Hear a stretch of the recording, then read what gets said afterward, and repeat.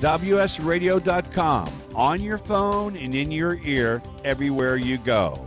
Download the WS Radio application. Do it now. It's very easy. WSRadio.com.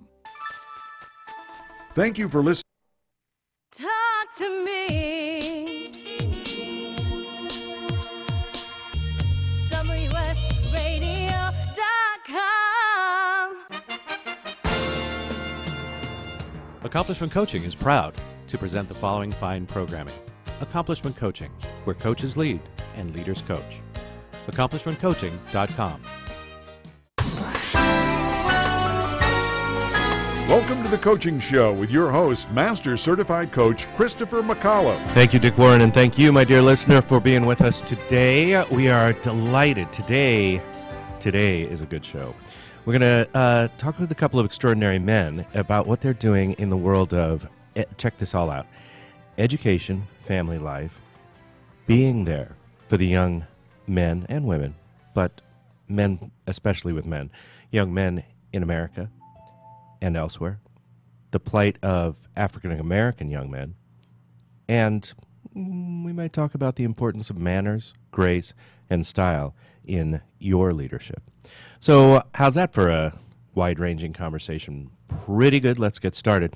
We want to, first of all, send out our thoughts and prayers to people who were impacted since we've last spoken. Hurricane Irma visited Florida and parts in the south of the United States, as well as tore through the Caribbean and devastated many millions of lives. We want to send our hearts and prayers and healing thoughts to those folks, and of course the people still dealing with the aftermath of Hurricane Harvey.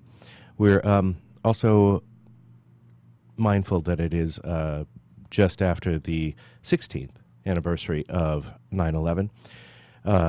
So some somber times and some serious topics there.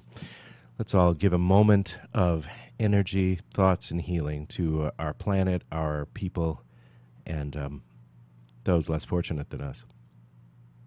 And with that, how about that for an intro? Let me introduce you to Mick Carbo. Here's the thing. I could read you Mick's bio, and it's impressive. But let me tell you about the man.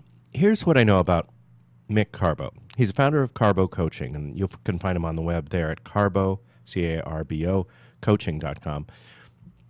But you talk about integrity. You talk about your integrity. And this guy is a man of integrity. This is a guy that you would leave, just instantly. The moment you met him, you would be fine leaving your house, your wife, your kids, your car with him, and know that everything would be taken care of, and somehow he would magically get it back to you better than you left it. He's a man of high integrity, high ethics and values. He's a man who makes a huge difference in the lives of the people around him. But a lot of his impact is just when you meet him. With his piercing and jolly stare, he can look right through you. I also know him as a man who... Now, Mick, here's the thing. When I met you, you were a man of, sort of that middle-aged, young kids, family age, and you had the dad bod. And in the time that I've known you, and really very quickly, you turned into a monster, a beast of just strength and power and tenacity. Let's start there. How did you do that? Wow, this is a truthful statement. First of all, thank you so much for all the kind words, Christopher. I really appreciate it. It all came about when I was staring in the mirror one day, and I had several people in my life surrounding me, including my wife, who had decided to go on somewhat of a fitness challenge to become, their best selves in their bodies, and I didn't really like what I saw anymore when I was staring in the mirror. Didn't like that dad bod, so I just made a choice to do something about it, and in about three and a half months, I lost 30 pounds, and I've been able to keep it off for a little over 2 years, and I've really discovered, an amazing pastime and in working out. Like, I just love going to the gym every day and working my body out, and I really love what I see now, and it's all because of a choice that I made. And because of your integrity and your ability to stick to that choice, I would assert, yeah, I had a similar experience, and I made a different choice where I just took the mirrors out of the house. And so each of us has found our own path. Well, it's also an example of the integrity that you bring. I suppose we should let people know that you have a long career, a storied career as an entrepreneur, and so you particularly enjoy coaching leaders who are entrepreneurial or starting businesses and that sort of thing and dealing with the challenges of that. You're also a man of family. You have been married for a while and have three, count them, three children. Anything you want to say about longevity in marriage? Any tips, any tools, any techniques? Communication, learning how to ask for what you want, learning how to be of service, and making sure that you spend adequate time really connecting with your spouse and with your kids. I feel like if we invest time and energy in those relationships, then they'll flourish. And if we don't, then the opposite happens, obviously. And one thing that I will put in about my children really quickly, given the introduction that you gave this morning, specifically about 9/11, is that was my daughter's birthday. So I was in the hospital, with my little princess being birthed on that very day. So there was some silver lining. Man, what a juxtaposition. Thank you for that. Thanks for reminding us that people were getting born and married and everything else on that day, as every other day. You sort of sped through some really powerful stuff there. Can I ask you to go back? So marriage, I heard a few of those things, some of them pointedly. Time and energy, really clear. Communication, asking for what you want, and being of service. Mm-hmm. Again, I've taken a different path in my marriage, but let's talk about which of those do you think, if you could give our listener one tidbit today, which of those things, like what's one thing you would suggest that all married people, or maybe all married men, do today for their spouse? Or with their spouse, or around their spouse, or near their spouse?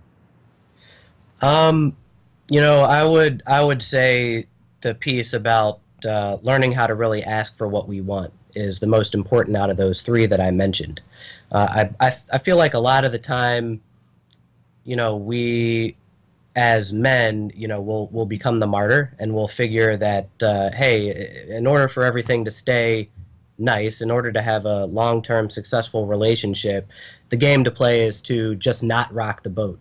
And that a lot of the time puts us in a position where we're not getting our needs met, we don't feel fulfilled. Or really powerful, right? We feel powerless.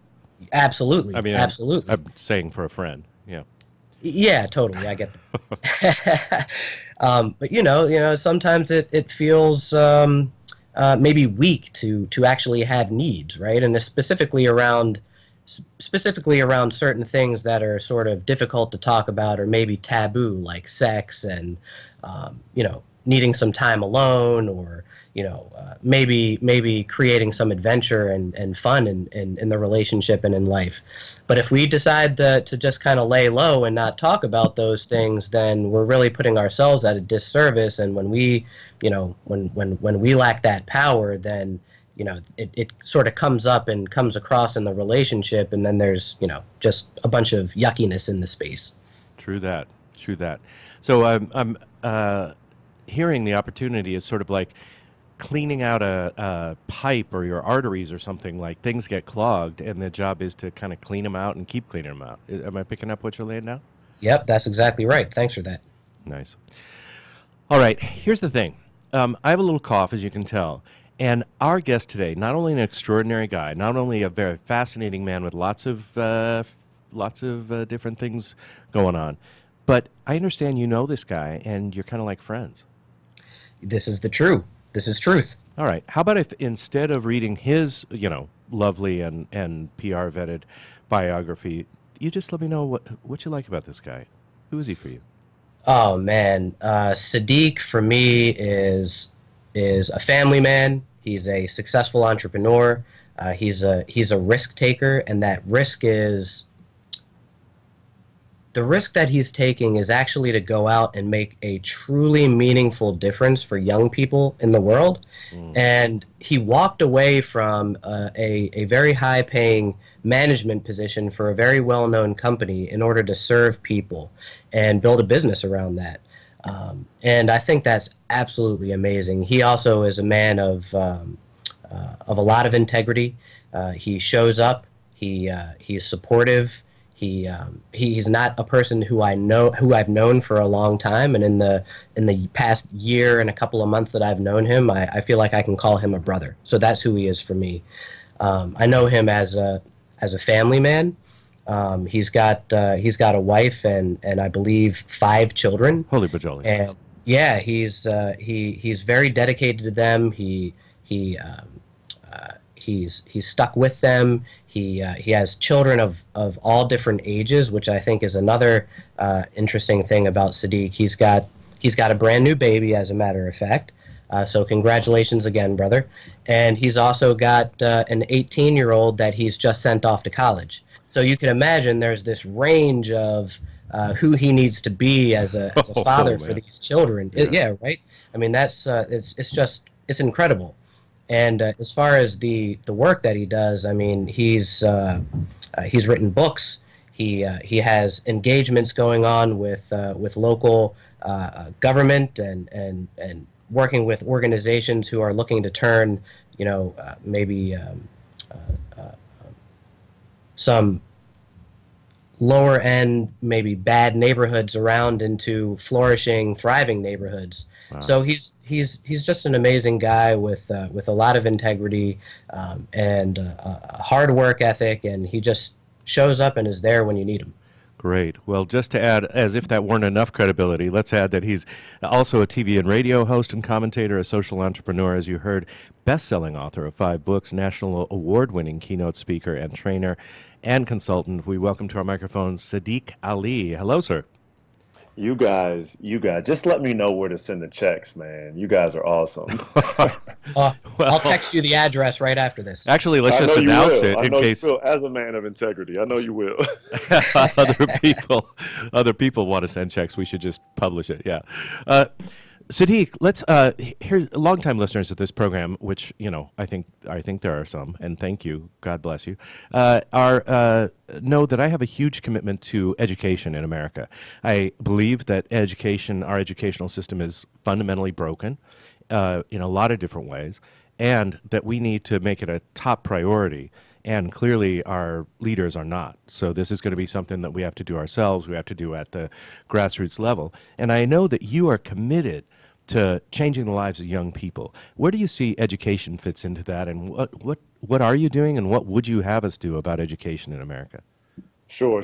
I think, first off, again, thank you guys so much for the invitation to be on the show. It looks like you guys are also doing really, really amazing work. So I'm just happy to be able to chat with you all just briefly.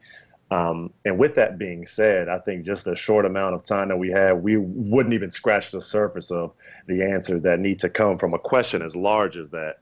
There's a couple of key things that I've observed through my work, not only working in schools, but with parents and families across the country. I've worked in youth detention centers. I've worked in adult jails, really all over the place as it pertains to, again, youth and families and education. What I would say, so to your point about the fundamental things that need to change, is that first and foremost, too often these days, we confuse school with education.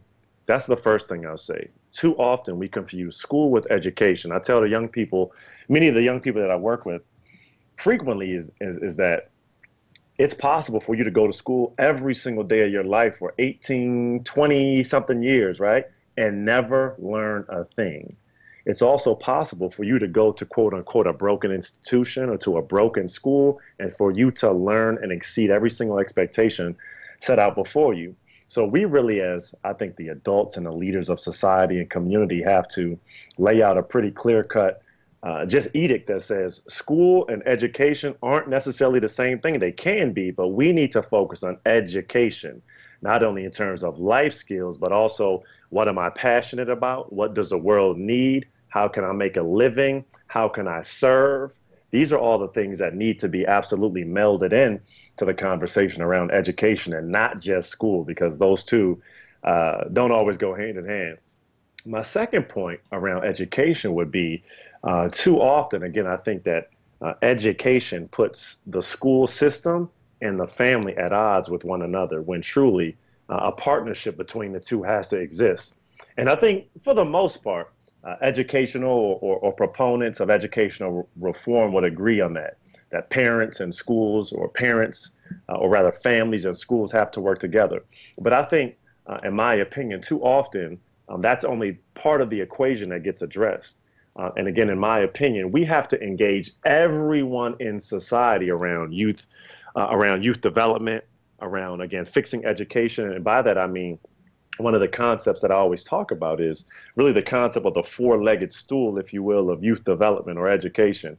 And that is engaging the schools, right? And again, really restarting this movement around schools being community hubs, right? And you'll hear a lot, in education sectors around community schools, and those really resurging, which I think is a wonderful thing. But schools, that's only one leg of the stool. That has to be joined in with what I just mentioned in terms of families and parents have to be engaged and trained on how to engage their kids at home, right?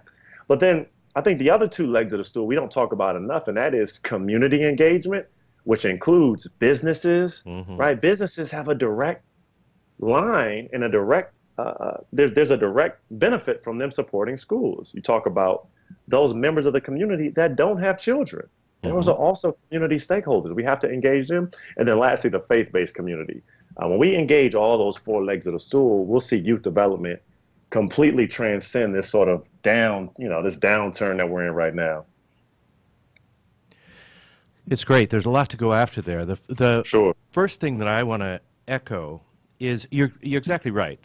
From my perspective, when I was growing up, and I think I grew up in a different generation than the two of you, there was no daylight between schools and teachers and parents. Do you know what I mean? Sure, sure. I was clear who the idiot was in the room, and it was always me. Do you know? and these days, I don't know about you guys with your kids, but there's a lot of attempted triangulation, right? Where it's like, mommy, this school teacher, blah, blah, blah. And, my wife and I are clear, like, no, you're the knucklehead. If there's anything, like, we're always partnering with the teacher. And if there's an issue, we're going to go address it with the teacher outside of earshot or awareness of my child, right? Because I need that child to know that we're aligned. Do you see a lot of that sort of splintering, either one of you, in the schools or educational experiences you've had? Mick, please. Yeah, and you know what? I really try to take a different tact, I believe, with my kids. I make it clear to my kids that the teacher actually doesn't have to always be right. Now, with that being said, that has caused some disconnect between what the teacher is saying to my child and what I'm saying to my child, and maybe causes a little confusion there. But I really find that it helps me build a relationship with my children in service of them growing up and developing into the adults that I intend for them to be. Meaning, I try to get them to understand that, going to school is really in service of them learning how to be successful in life. They don't have to learn all the ins and outs of mathematics and science and, all the things that they might not like to learn about. And at the same time, they have to learn how to do what it takes to be successful. Okay, so we have rules in my household about not bringing home anything less than a B on the report card, or they might get some sort of restriction or punishment because of that. Or if a teacher reaches out to us to talk to us about one of our children's behavior in class, we'll really dig in and find out from the perspective of the child what actually happened. And we won't necessarily go straight up against what the teacher said, but we're really going to dig in and try to find out what actually happened, so that the child knows that we're in partnership with them and that we're supporting them, and it's not just a hierarchy and everybody is against the child, right? But I feel like that kind of communication and that level of understanding between us and our children goes a really, really long way in service of our relationship with them, and also in service of them actually getting something out of going to school every day. Nice. I want to go to the next point about community involvement, because I was thinking about this. I live in a cul-de-sac, and it's got its good and bad points. You always know what's happening with your neighbors, but one of the things I notice is that when somebody's dog gets out, right, a couple times a month, somebody's dog will get out, and we'll see some dog barking in the middle of the cul-de-sac, right?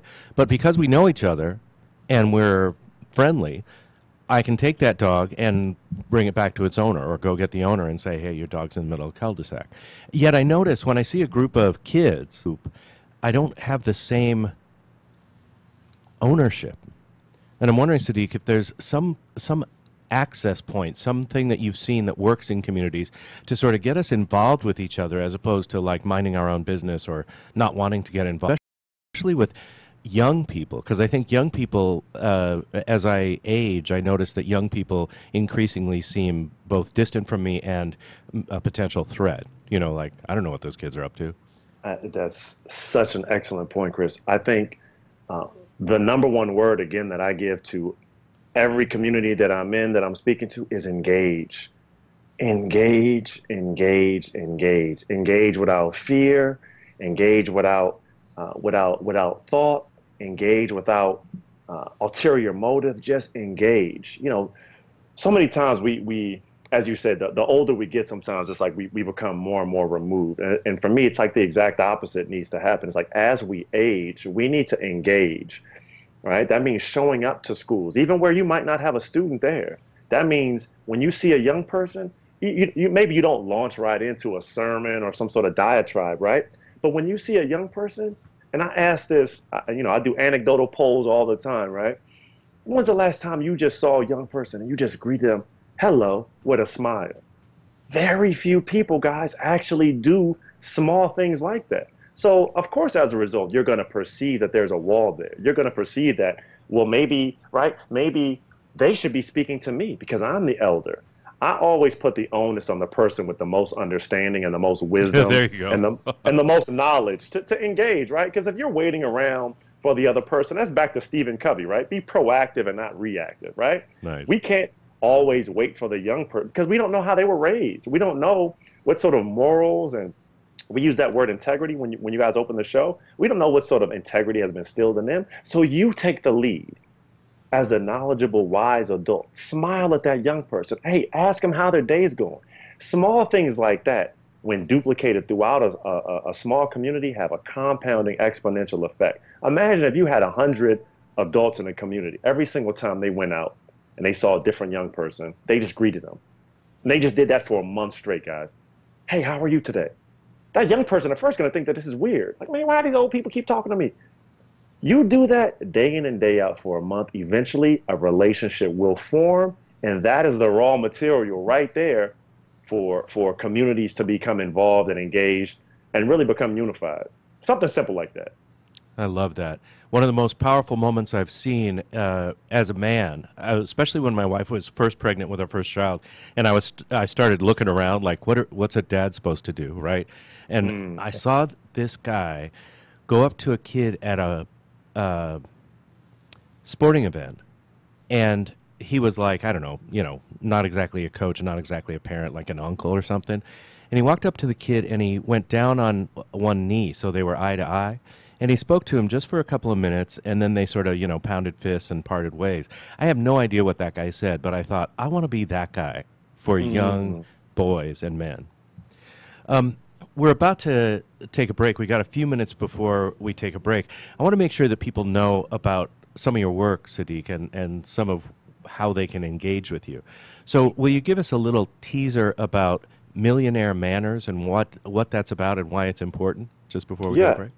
Yeah, absolutely, absolutely. So Millionaire Manners, as Mick alluded to, is the training organization I started about 4 years ago, which really just came about as a result of me working in sort of the corporate space and retail leadership. And of course, retail represents the entry point to many young people into the working world. So we would just see tons of young people come in just not very prepared. So I said to myself, what's something that I can do? And that's really where I had the idea to first write Millionaire Manners, the book. And then lo and behold, it turned into something much greater, and hopefully much greater than myself as well. So, just really instilling some of these lessons, some of the unspoken rules, I call them, around just building relationships, carrying yourself with again, integrity and manners and etiquette, and how these things can take you much further than, again, even education, right? Kind of back to that, even further than education can. So that's a little bit about that. Anyone can feel free to engage with me on social media. I'm a pretty active guy on Instagram and Facebook, either at Millionaire Manners or at the Sadiq Ali Show are both of my handles. Great. Okay. And then also we can go to the web at both of those places too. Millionaire-Manners, that's millionaire singular -manners plural.com, and Sadiq Ali, which is spelled Sadiqali. That's Sadiqali.com. When we come back, we're going to talk more with Sadiq Ali. We'll get into the importance of diversity and talk about not only what he points to about faith-based communities, but also about some of the common misunderstandings about Muslim and other religions, and basically talk about the general decline. We'll talk about the special needs and attentions of young African-American boys and men, and maybe some fun, like advice we'd give our younger selves. I want to let you know about two longtime sponsors of this program. We'll do one now and then one after the break. I want you to know about the ICF. We're pleased to be a media partner with the International Coach Federation. It's an opportunity to support the fine folks involved in the association who are actually holding up and developing coaching as a profession. ICF is the leading global organization dedicated to advancing the coaching profession. They do that by setting high standards, providing independent certification and accreditation of coach training programs, as well as building a worldwide network of trained coaching professionals. The ICF is the world's largest organization of professionally trained coaches, and it elicits, therefore, instant credibility for its members, like me. Definitely go after your credential if you're serious about your career of coaching. Definitely check out the ICF. They are committed to connecting professional coaches with the tools and resources we need to succeed in our careers. International Coach Federation is available at coachfederation.org. That's coachfederation.org, or you can follow them on Twitter at ICFHQ. We also are pleased to have a representative for the ICF on our show each quarter.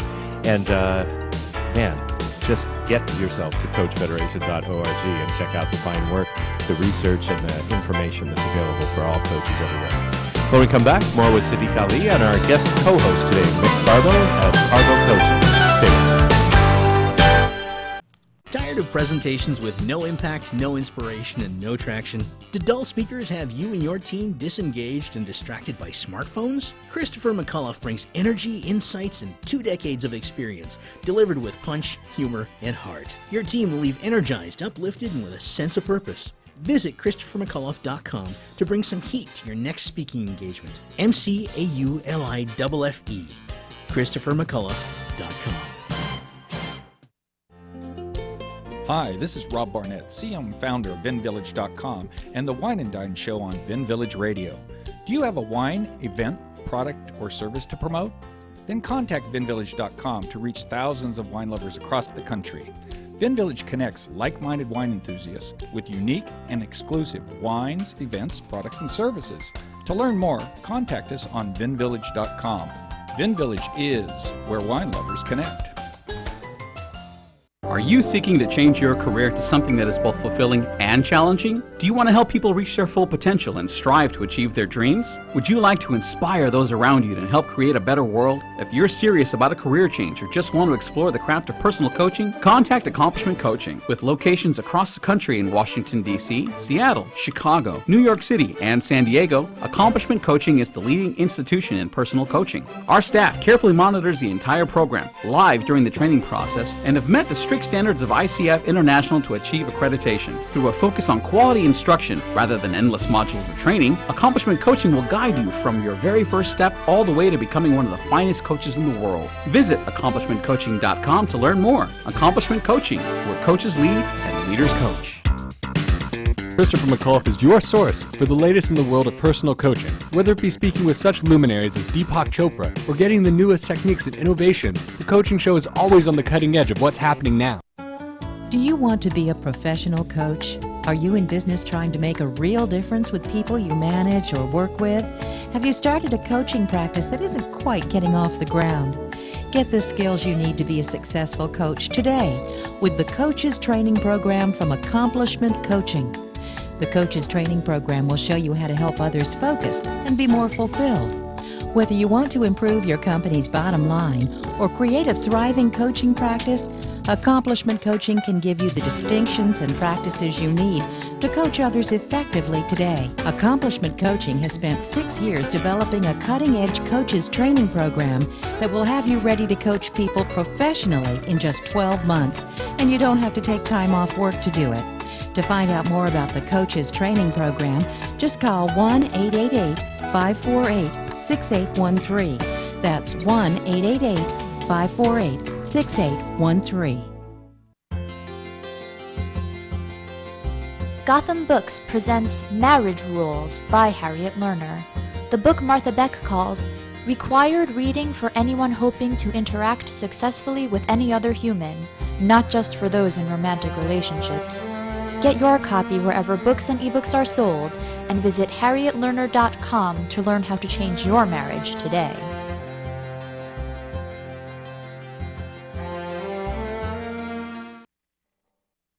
Talk to me. WSRadio.com.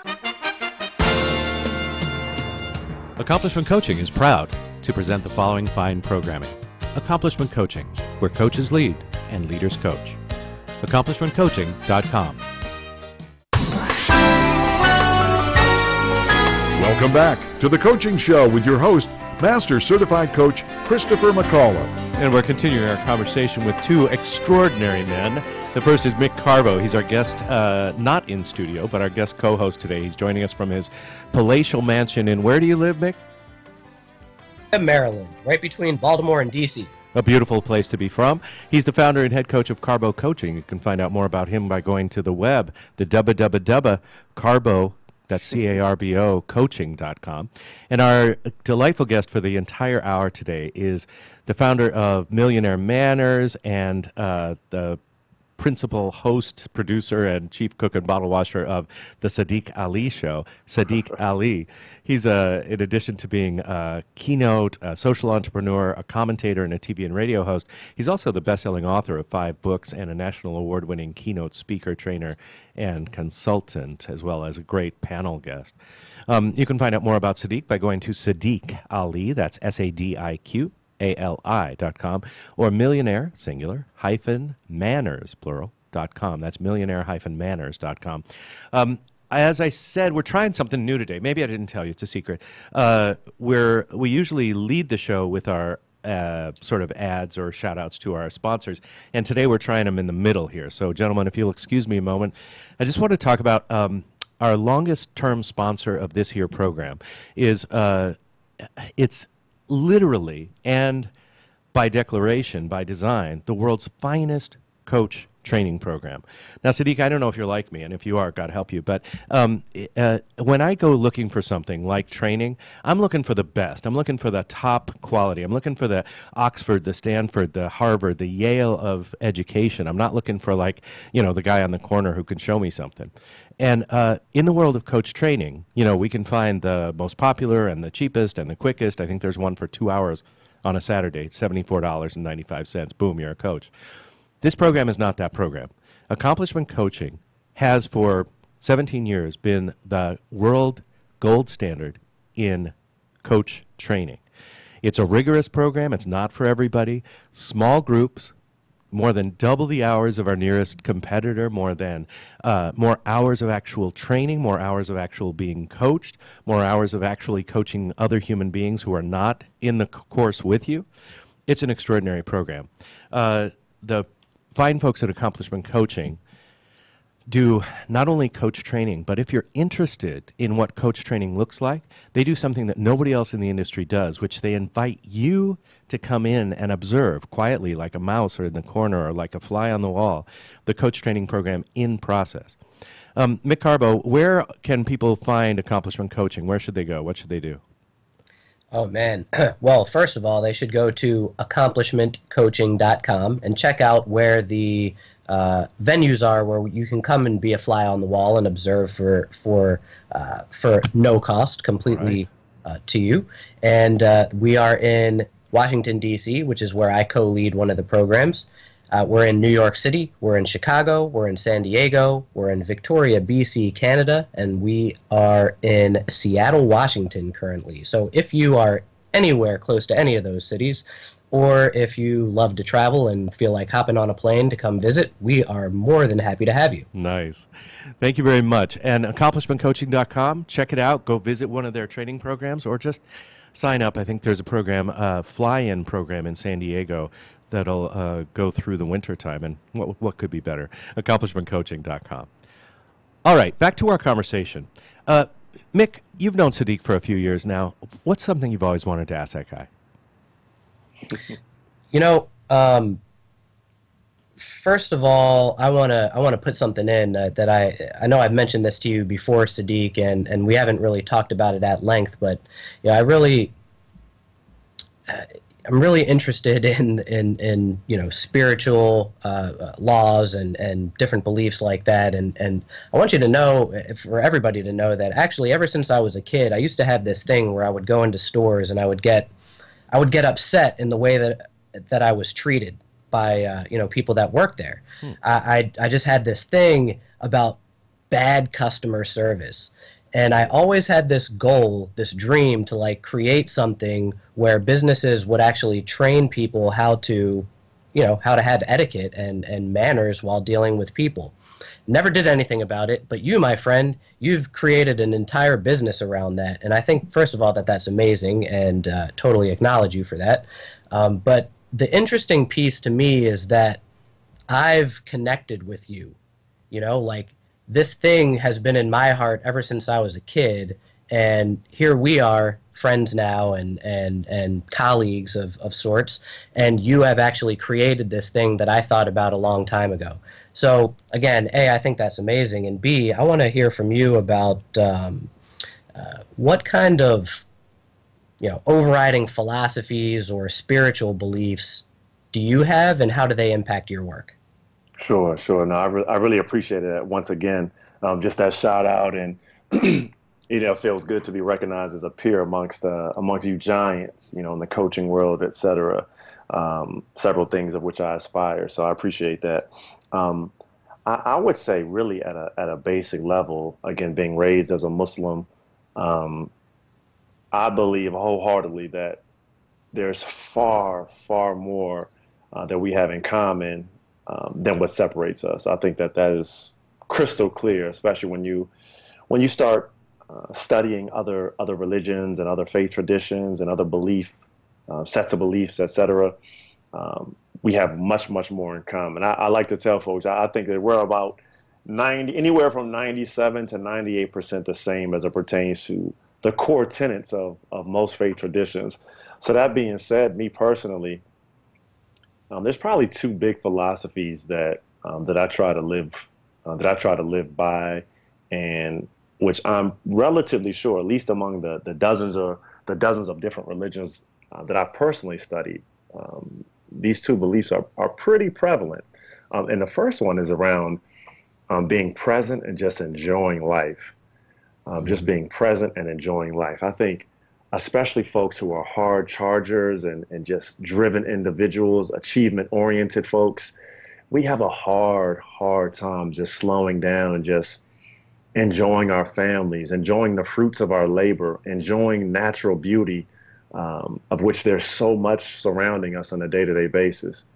Like, we really have to slow down. It's possible for us to work every single day, especially you guys know as entrepreneurs, as I am, it's possible to work 24 hours a day, 7 days a week, 365, 366 on the leap year. Mm-hmm. It's possible to do that.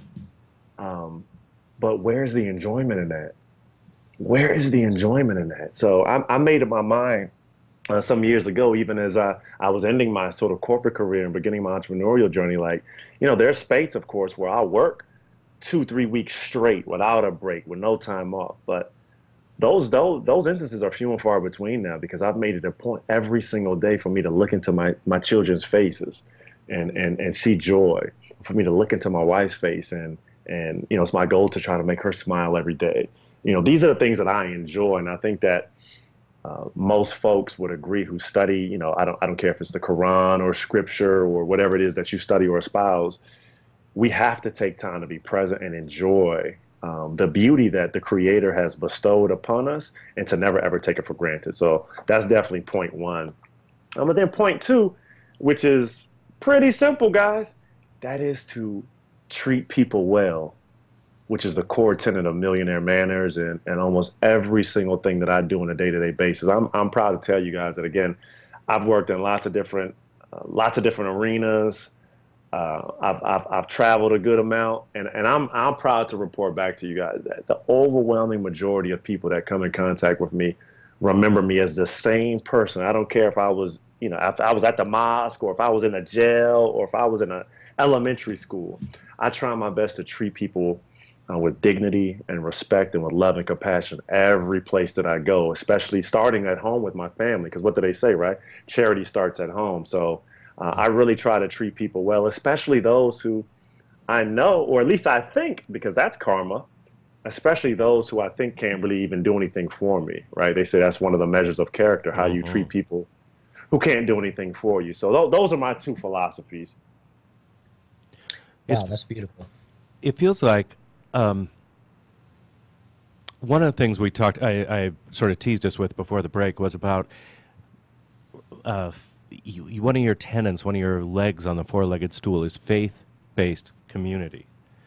And one of the things that I think we're aware of is that in the United States, in North America, in most Western civilizations, church attendance and attendance at regular religious services of all types is mostly down and on the wane, and has been for a while.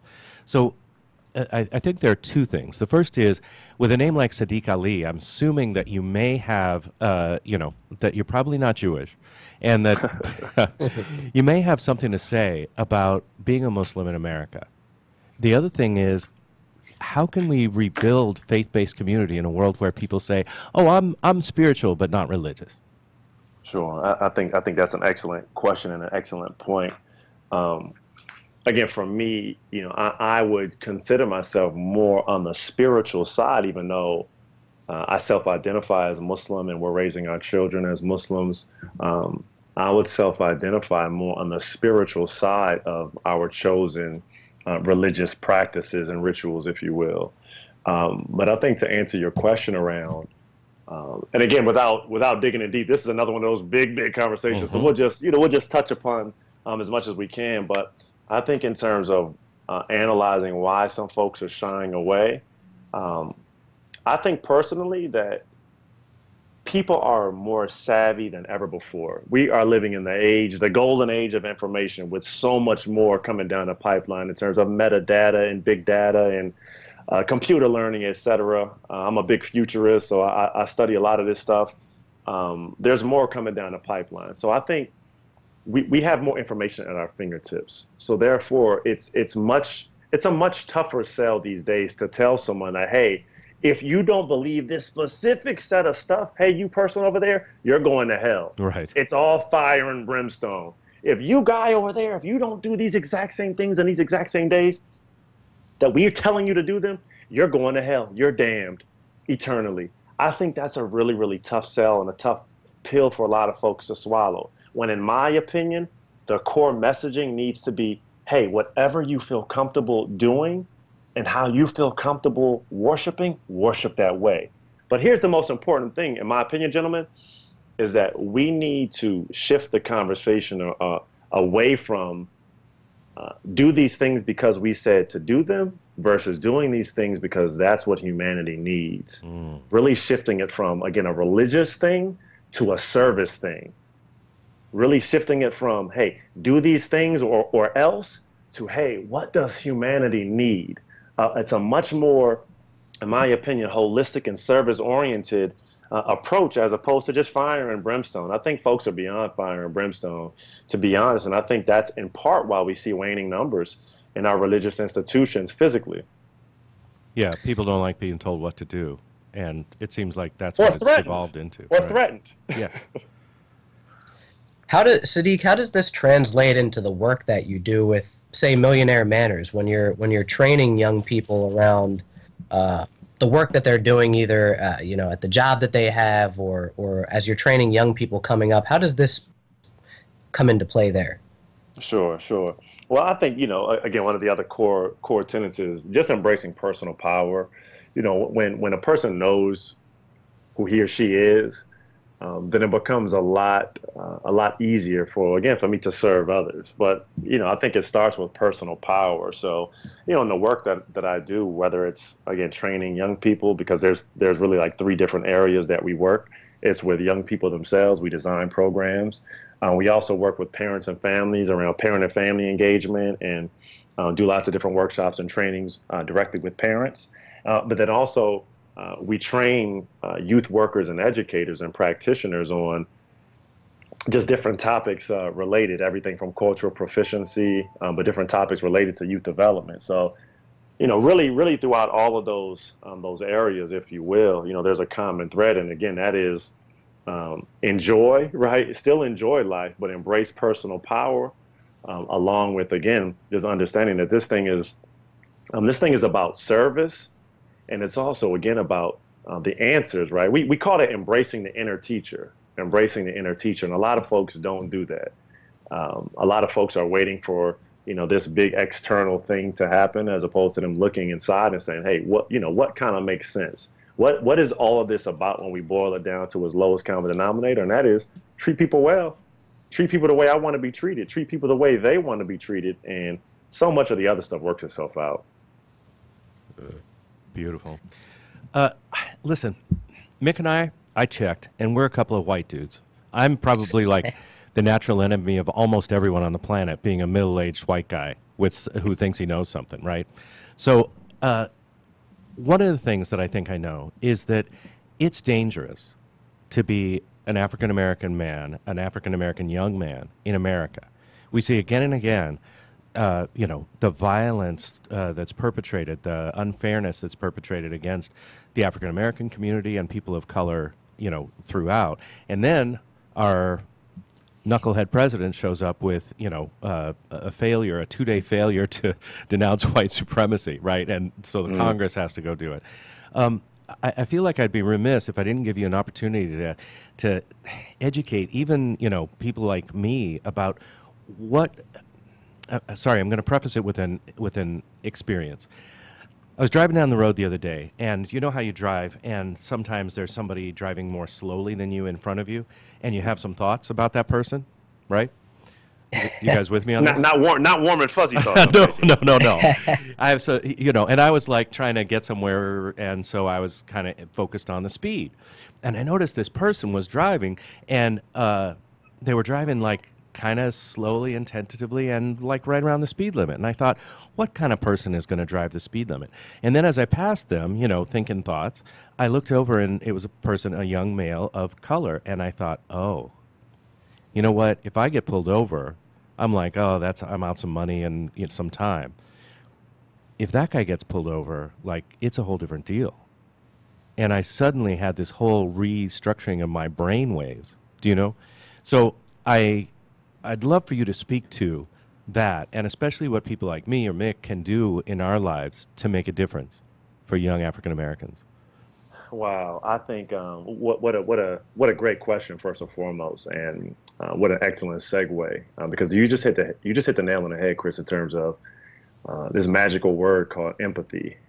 It is as close to a silver bullet for many of the things that ail us around racism and bias and cultural destructiveness that we see happening every day for young men of color, for young women of color, for lots of different folks around the globe. It's not just an exclusively black or white thing. Let's make no mistake about that.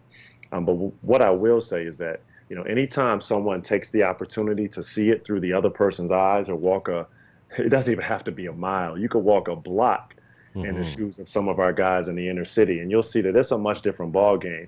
If I may, anticipation of you asking this question, as soon as you started asking, I pulled up a poem one of my favorite poems, and hopefully it'll take just a couple of seconds if you guys will indulge me, but it ties in especially to what we're talking about here, and from an educational standpoint as well, because we see those same sorts of lack of empathy in the education arena. So if you guys will allow me, I'd like to read this poem really quickly. For sure. And it's called "'Cause I Ain't Got a Pencil," and it's written by a young guy, Joshua Dickerson. Okay. I woke myself up because we ain't got no alarm clock. Dug in the dirty clothes basket because ain't nobody washed my uniform.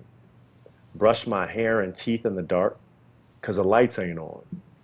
Even got my baby sister ready because mama wasn't home. Got us both to school on time to eat us a good breakfast.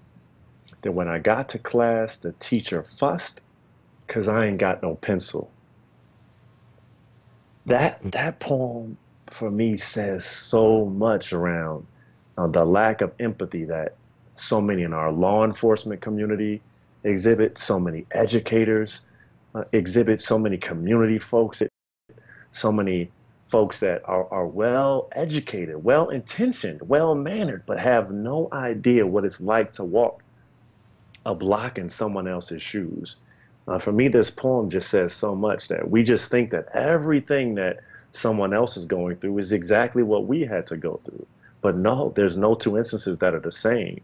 And we need to just do a better job of asking questions, Chris and Mick, and then shutting up and listening to the answers. They might not be the answers that we want to hear. They might not be what we were expecting, but we need to take those answers and then formulate some thoughts, not before, because if we do, then again, everyone is going to be operating from a disadvantage. We need to operate with an empathetic point of view. And there's, again, so many different things that we can do to sort of kickstart that and jumpstart that conversation. But it kind of goes back to a little bit around engaging too. Go and hang out in an area that's not yours. Go to the mall and just greet somebody that doesn't look like you. Let's just get some of these conversations started so we can begin the hard work of walking in each other's shoes, and it will open all our eyes, I assure us. That was beautiful, and I've found that poem, and we're going to post it on the website just so that people can really get it. Thank you so much for sharing that. Mick, we got about 3 minutes left, and here's my big plan, is I'd like to give you the last topic of our interview, and then I'd love to give the last minute or two to our guest Sadiq Ali to just give us a parting thought or a parting shot, whatever he'd like to do. So tee up your last topic, mister. Yeah, okay, great. Sadiq, why so many kids, man? How come you and your wife have so many kids? What an awesome question. Thank you so much, man. Look, we just came out of something real heavy. We needed a sigh real quick. What I would say, so, this is my running joke with folks in my circle. Mick, you and I have talked offline about this as well, right? If money and time were no object, I'd have 10 or 20 of them. I love being a father. Amen. I can't say it any other way. I absolutely love being a father. So let me say this as well, right? So number one, I love being a father. I love seeing what they can grow and develop into. I love basing my fatherhood off my dad's father, off his fatherhood sort of philosophy, if you will. My dad passed in 2011, so I model a lot of the things that I do after not only what he did do, but what he didn't do. And I think it's made me an even stronger father. That's another subject for another day. But the other piece, right, is that, to answer your question, is that, so me and some of my inner circle, we talk all the time. Some of these guys, they're young, African American, they're sharp, educated, they're doing excellent work, both in the community and in the corporate arena, and a lot of them don't have any kids or they're not married. I say, guys, what are you all doing? I say, because the irony is that it's you brothers, right? It's you brothers that aren't married, that have all this free time, that end up mentoring all the kids of everybody else that either doesn't have time or they're in a messed up circumstances. So you might as well get some practice and have some of your own. That's what I always tell them, because that's just kind of how life works. We end up mentoring some of those folks. But the other piece of it is that I tell folks all the time that men and women want different things. Again, yet another huge topic for another day, right? That's right. Men are after significance largely, and again, women, without generalizing, generally want stability. And I think having kids is one of the most beautiful and can be fun even having kids, right? You know about that, guys, right? Not the way I do it. No. Okay, you're doing it wrong, then, Chris. Let me tell you, you're doing it. Let me coach you for a second. Yeah. You're doing it all wrong, buddy. Somebody should. We got about 30 seconds. I want to make sure that we don't miss the opportunity for a parting thought or shot from you. What would you have us leave? What would you have 30 or 50,000 coaches think about today, Sadiq Ali? Listen. Enjoy life, man. Take it's a cliche, but stop and smell these roses. Enjoy the fruits of your labor. And again, treat people well. And you are much more powerful, much more beautiful, and much more capable than you think you are. Go forward. Beautiful. Well, that's another edition of the Coaching Show, my dear listener. Please go visit Mick Carbo at Carbo Coaching, that's CARBO coaching.com. And go check out Sadiq Ali, buy the books, Millionaire Manners. Go to Millionaire, singular hyphen, manners, plural.com, or Sadiq Ali, SADIQALI.com. And we will be back with another extraordinary show for you next week. And I thank you for listening. Talk to you next week.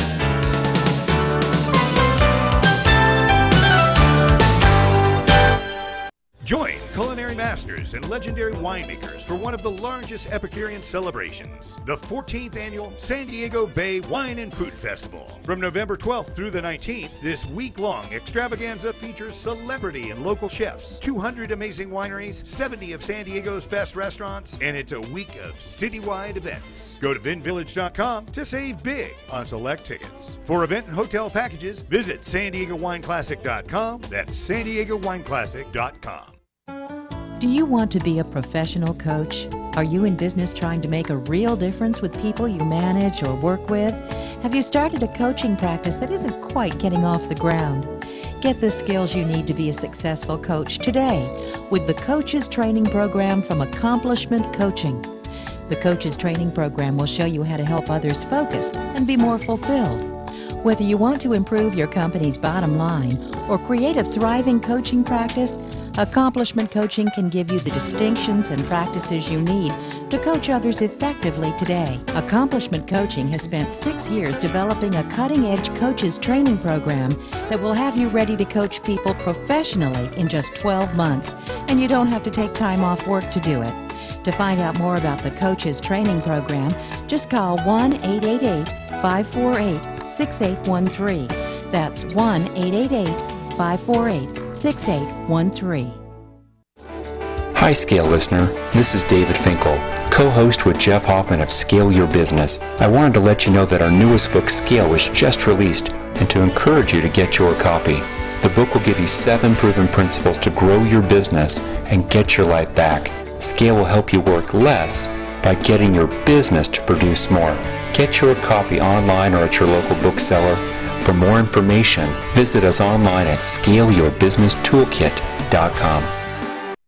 Cybersecurity is the fastest growing job sector. The San Diego Mayor's Cyber Cup encourages kids to consider computer security as an interesting course of study and a valuable career path. Securing Our helps lead this youth competition to create interest and awareness among students and their schools. The San Diego Mayor's Cyber Cup. Learn more at securingourecity.org or call 619-630-2444. Do you love wine, but it doesn't love you back in the morning? Then it's time to try Alcotox, the ultimate hangover cure. Alcotox is a dietary supplement that reduces the harmful side effects of alcohol, and it benefits all alcohol consumers, not just those who occasionally overindulge. So now, for less than the cost of a drink, you can wake up hangover-free. To learn more, go to vinvillage.com and let Alcotox make hangovers a thing of the past. You may have heard me brag about Progressive Medical Center and just how much they've helped me with my health. And Dr. Goley, one thing that you've helped so many people with is migraines. Unfortunately, there are millions and millions of Americans who are suffering with migraines and headaches, and they're debilitating because it affects the quality of their life, and they cannot function properly. At Progressive, we get the root cause because we understand that migraines could be caused by nutritional deficiencies, hormonal imbalances, believe it or not, delayed food sensitivities. And once we determine what the real reason is, we put a plan of action together together with medication that we get them off slowly, and we put them on a all-natural approach, and the results are amazing. Incredible. I mean, there's so many people that can say they don't live their lives with migraines anymore thanks to Progressive Medical Center. And that's what's exciting and rewarding to us as physicians, because we help our patients take control of their health, and that's why they're living well. Why don't you get a hold of Progressive Medical Center today? Don't live in pain. Don't have migraines anymore. Just go to their website, progressivemedicalcenter.com. This is your life. Live it well. You take your smartphone almost everywhere you go. Now WSRadio.com can be there too. Search WS Radio in the Play Store for your Android devices or iTunes for Apple, and download the WS Radio application. WSRadio.com.